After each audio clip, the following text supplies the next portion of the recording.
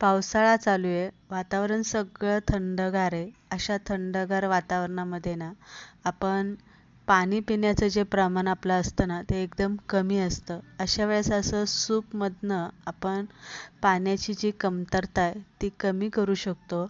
सगळ्यात महत्त्वाचं म्हणजे तुम्ही जर वजन कमी करत असाल, डाएटवरती असाल, तर असं हेल्दी सूप आपल्याला संध्याकाळचे एक छोटी वाटीभर का होईना घेणं खूप गरजेचं असतं.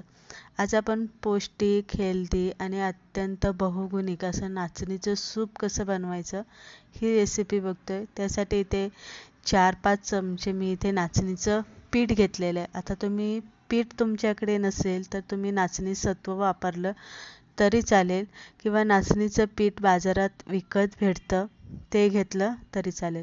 आता हे नाचणीचं सूप बनवताना यामध्ये मोजक्या भाज्या घालायच्या आहे तुम्हाला.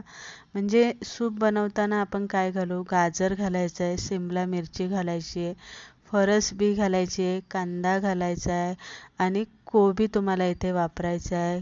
कांद्याची पात असेल तर ती इथे तुम्ही वापरू शकता.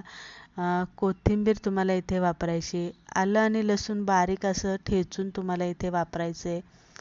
काळी मिरी तुम्ही इथे वापरू शकता.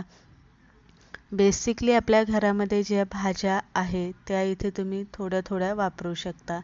आता सगळ्यात पहिलं काय करायचं आहे तर एक चमचाभर बटर कढईमध्ये घालून घ्यायचं. वितळलं की त्यामध्ये काळी मिरपूड अर्धा चमचा घालायचे, कारण आपण यामध्ये मसाले नाही वापरत आहे सूप बनवताना. त्यानंतर जेवढ्या भाज्या घेतल्या तेवढ्या सगळ्या भाज्या घालायच्या आहे.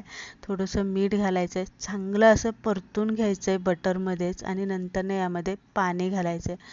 पाणी कोणतं घालायचं आहे तर कोमट पाणी आपल्याला यामध्ये वापरायचं आहे. तर कोमट पाणी इथे मी घालून घेतलेलं आहे.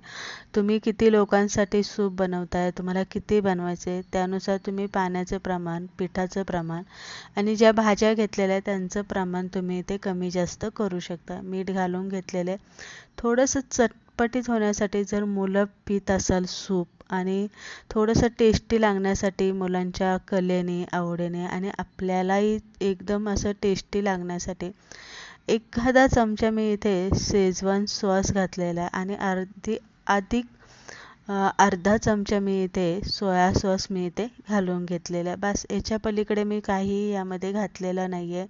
त्यानंतर इथे जे नाचणीचं पीठ घेतलेलं आहे त्यामध्ये सुद्धा आपल्याला कोमट पाणी घालायचं आहे आणि कोमट पाणी घालून याची एक सरी बनवून घ्यायची आहे. म्हणजे याचा घोळ इथे आपल्याला बनवून घ्यायचा आहे. जरासा पातळ करायचं आहे म्हणजे व्यवस्थित आपल्याला ते घालता येतं. आता इथे हे हलवून घेतलेले आणि जेव्हा आपण ही सरी घालणार आहे तेव्हा हे सूपचं जे पाणी आहे ते एकदम उकळतं पाहिजे. उकळत्या पाण्यामध्ये आपल्याला हे नाचणीचं सरी यामध्ये घालून घ्यायची. आता इथे तुम्ही कमी जास्त करू शकताय. आता मी पहिलं सुरुवातीलाच तुम्हाला सांगितलेलं आहे किती लोकांसाठी बनवताय, किती प्रमाणात बनवताय त्यानुसार तुम्हाला इथे पाण्याचं आणि पिठाचं प्रमाण, भाज्यांचं प्रमाण घ्यायचं आहे. आता इथे उकळत्या आपल्याला पाण्यामध्ये हे घालून घ्यायचं आहे आणि लगेच हलवायचं आहे. म्हणजे काय होतं याच्या गुठळ्या वगैरे काही बनत नाही आणि पाण्यामध्ये मिक्स करायचं.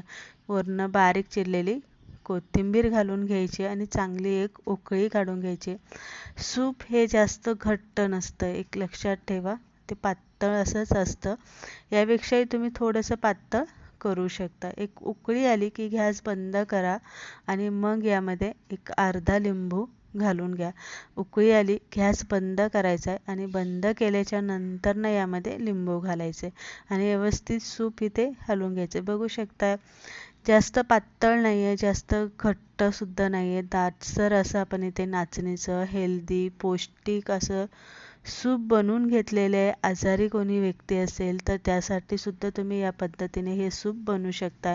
डाएट करत असाल, वजन कमी करत असाल तर असं संध्याकाळचं सूप करून तुम्ही पिलं तर तुम्हाला त्यासाठी वजन कमी करण्यासाठी सुद्धा खूप मदत होणार आहे.